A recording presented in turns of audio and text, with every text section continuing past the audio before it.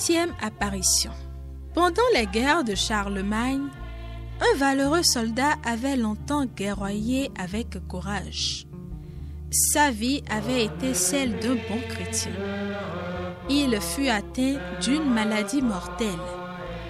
Il appela alors auprès de son lit un neveu orphelin dont il s'était fait le père et lui recommanda très instamment de vendre son cheval dès après sa mort et d'en employer le prix à faire dire des messes pour le repos de son âme. Le neveu le promit. Dès qu'il vit son oncle expirer, il amena cheval et harnais. Cette bête était belle et elle lui plut beaucoup. Il commença à s'en servir et en étant encore plus satisfait, il ne pensait pas à s'en priver de sitôt. En retardant ainsi de jour en jour, de semaine en semaine, de mois en mois, il oublia entièrement l'âme de son oncle.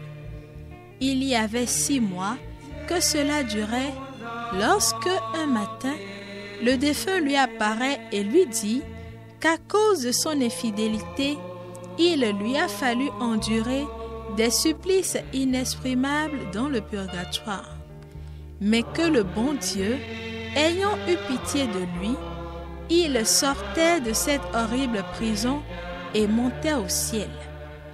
Mais que lui, par un juste jugement, ne tarderait pas à mourir et à aller dans le même feu pour souffrir à sa place autant de temps qu'il lui en restait à faire si le souverain juge n'avait eu pitié de lui.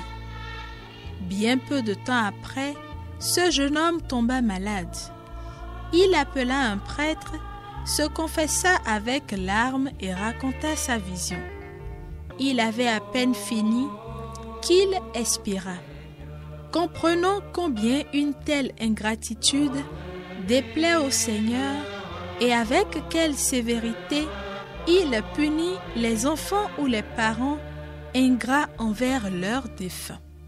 Pour les âmes du purgatoire, notre Père qui es aux cieux, que ton nom soit sanctifié, que ton règne vienne, que ta volonté soit faite sur la terre comme au ciel. Donne-nous aujourd'hui notre pain de ce jour. Pardonne-nous nos offenses comme nous pardonnons aussi à ceux qui nous ont offensés, et ne nous laisse pas entrer en tentation, mais délivre-nous du mal. Car c'est à toi qu'appartiennent le règne, la puissance et la gloire, pour les siècles des siècles. Amen. Je vous salue Marie, pleine de grâce, le Seigneur est avec vous.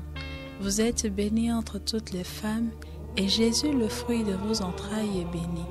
Sainte Marie, Mère de Dieu, priez pour nous pauvres pécheurs, maintenant et à l'heure de notre mort. Amen. Gloire au Père et au Fils et au Saint-Esprit, comme il était au commencement, maintenant et toujours, dans les siècles des siècles. Amen.